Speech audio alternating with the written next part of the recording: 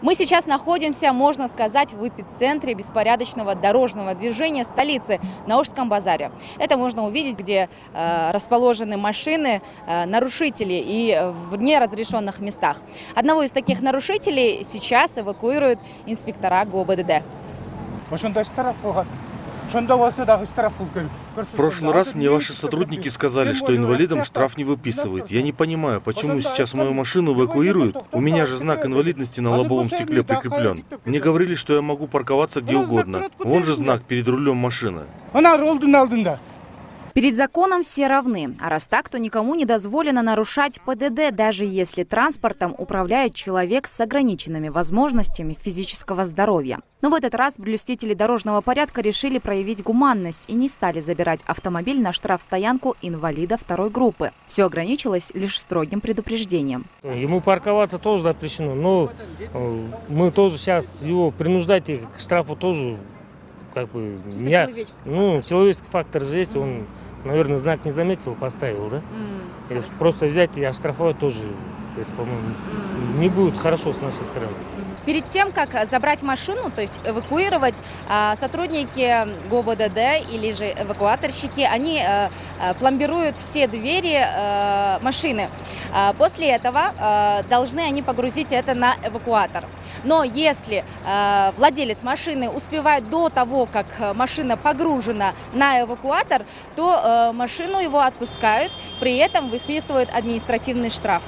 Всего Бишкек обслуживает 8 эвакуаторов. В среднем только в день каждая из них отвозит на штрафстоянки по 9-10 авто. По данным патрульной службы, с начала Нового года всего на спецпарковке было вывезено около 2200 железных коней. Перед тем, чем погрузка у нас получается, мы снимаем на камеру, пломбируем машину. Присутствие инспектора, конечно. Полностью делается, потом погрузка производится. Это для кого? Для того, чтобы люди не возникали там, вот здесь царапина, там царапина. Это джойстики, которыми управляют эвакуаторщики для того, чтобы погрузить машину, собственно, на грузовик. И как выяснилось, для того, чтобы научиться управлять джойстиками, не обязательно проходить обучение или какие-либо курсы. То есть, если даже я захочу, или если даже любой человек захочет, он может научиться это делать.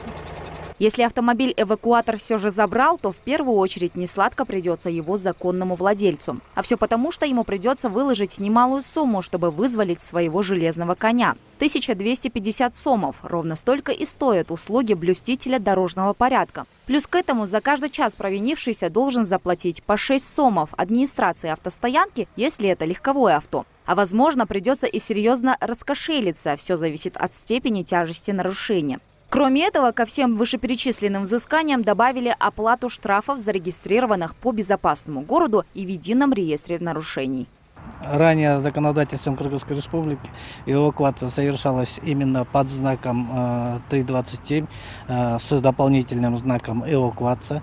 Сейчас в данное время закон изменены, и в связи с этим принудительной эвакуацией транспортных средств подвергаются и те транспортные средства, которые парковкой транспортного средства мешают другим участникам дорожного движения и отклоняются от уплаты штрафов за нарушение правил дорожного движения.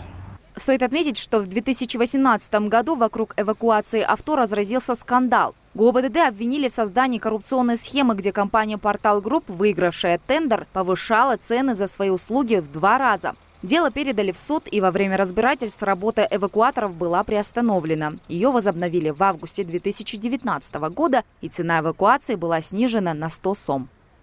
Роза Курманбекова, Нурмухамед Абдымажинов, Новости Ошпери.